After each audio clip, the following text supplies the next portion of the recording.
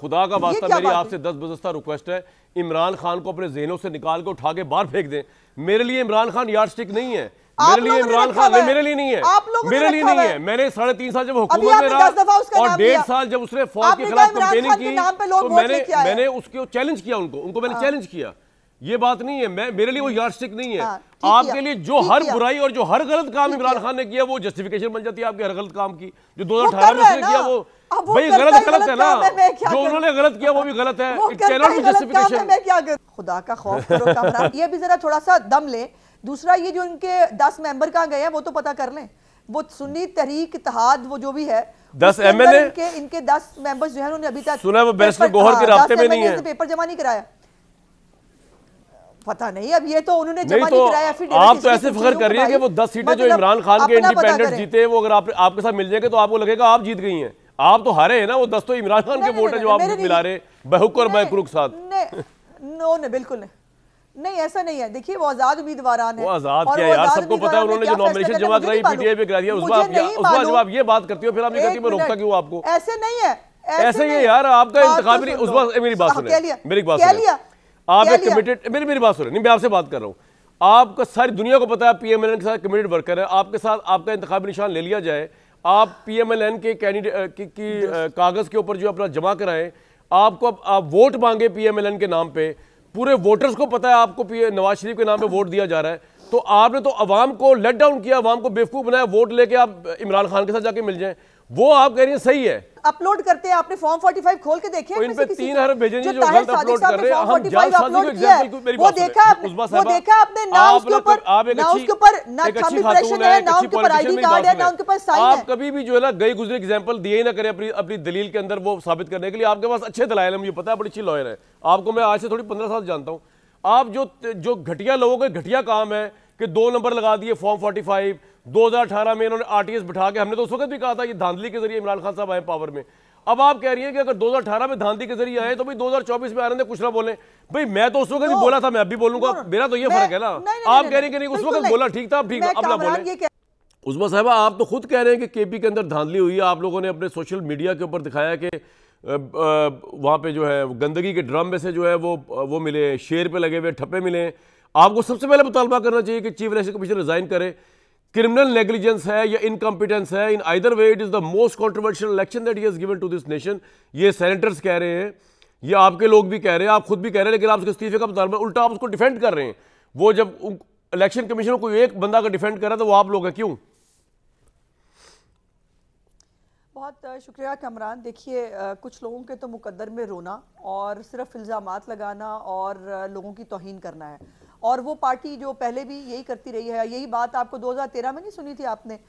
वो जो है वो चीफ इलेक्शन कमिश्नर इस्तीफा दें, ओए तसद्दक जलानी मैं ये कर दूंगा, और वो सब कुछ आप मुतमईन है चीफ इलेक्शन कमीशन से, ये तो बता दें आप मुतमईन हो की परफॉर्मेंस से, ऑल्दो आप समझते हैं केपी में धांधली हुई है। जी जी बात तो जी मैं आपसे बात करूंगा, लंबी डायलॉग आपसे बात करूँ। जी सर गुजारिश जी मैम है कि आरओज और डीआरओज के हवाले से मुख्तलिफ इलाकों के बहुत सारी रिजर्वेशंस हर पार्टी की हो सकती हैं, लेकिन ये कहना कि चीफ इलेक्शन कमिश्नर ने जो है वो कोई मुनज़्ज़म धांधली कराई है और उसके बाद उनके ऊपर आर्टिकल 6 की बात वो लोग कर रहे हैं जो खुद आरटीएस बिठा के आए थे, जो खुद एक जो है वो फेक इलेक्शन के रिजल्ट में जो पार्टी हुकूमत में आई थी, वो दूसरों को आज आर्टिकल 6 लगाने की बात करिए, अल्लाह की शान है। दूसरी बात यह है कि ये जो चीफ इलेक्शन कमिश्नर से आज उन्होंने इस्तीफा मांगा है, हसन अयूब साहब हमारे बड़े अच्छे जर्नलिस्ट हैं, जी भाई हमारे, उनको कंट्रोवर्शियल ना कर दीजिएगा, मेरी भी इन्फॉर्मेशन में बहुत सारी चीजें।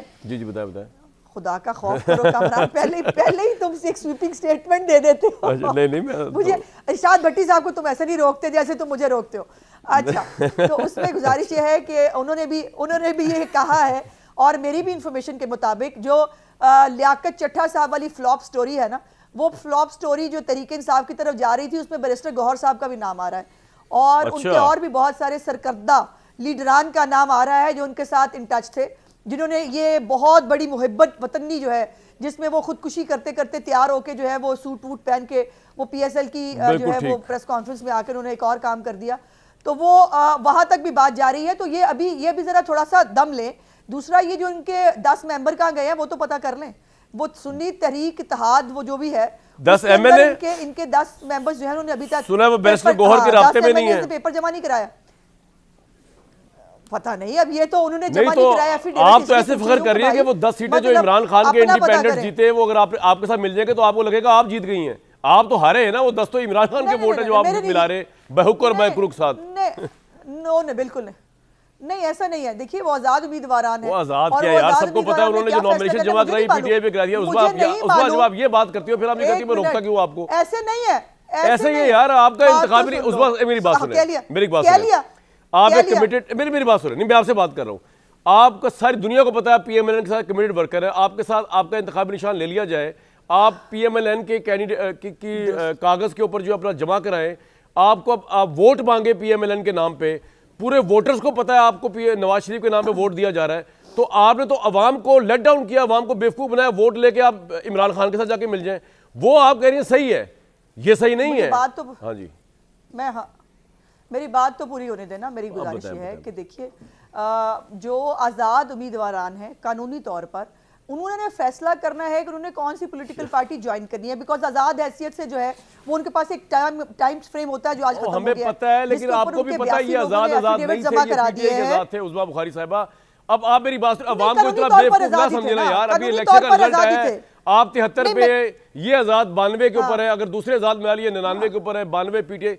आप सोचिए अवाम बेवकूफ नहीं है, उन्होंने अपना एक डिसीजन दिया है जो आप एक्सेप्ट नहीं कर रही है, आपकी मर्जी है। बिल्कुल, एक मिनट,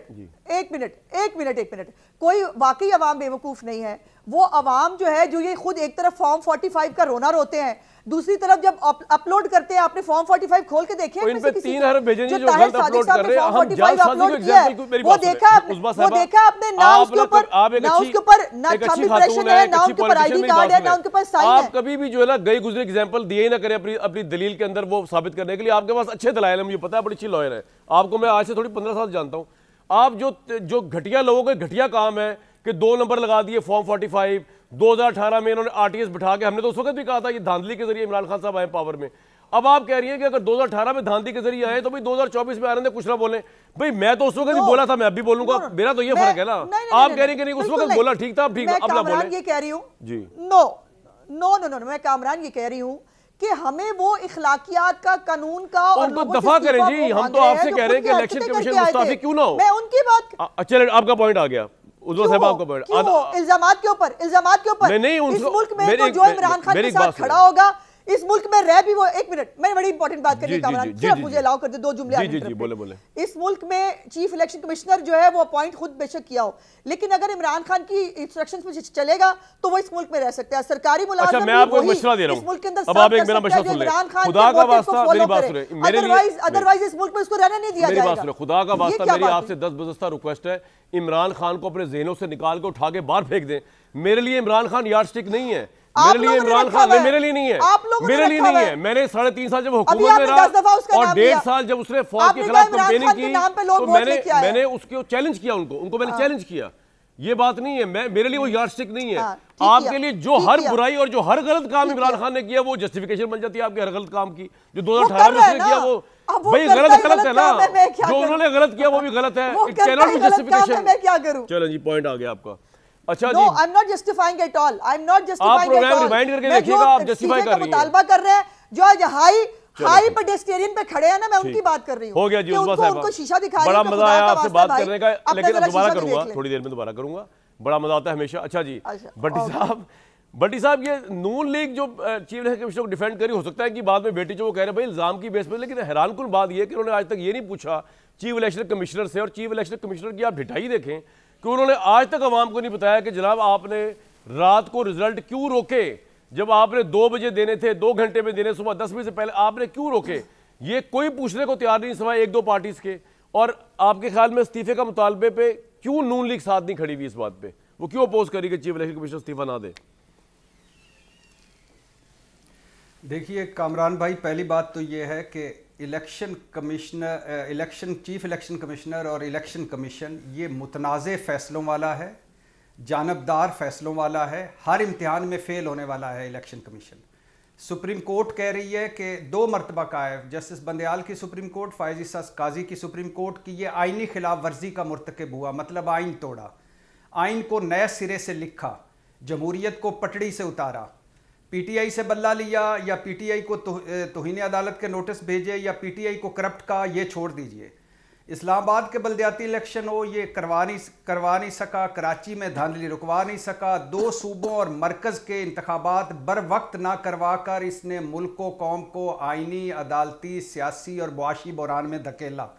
और मौजूदा इलेक्शन ये आपके सामने है। मौजूदा मेरा सवाल ये कि नून लीग क्यों इलेक्शन डिफेंड कर रही है चीफ इलेक्शन कमिश्नर को? सवाल ये है मेरा भट्टी साहब, वो तो आप सही फरमा रहे हैं जो आप डेटा दे रहे हैं, मैं कह रहा हूँ इस पे बात करें ना। मुझे कोई समझ नहीं आती कि क्यों डिफेंड कर रही है। मुझे तो नून लीग तो खुद भी कह रही है कि धांधली हुई है।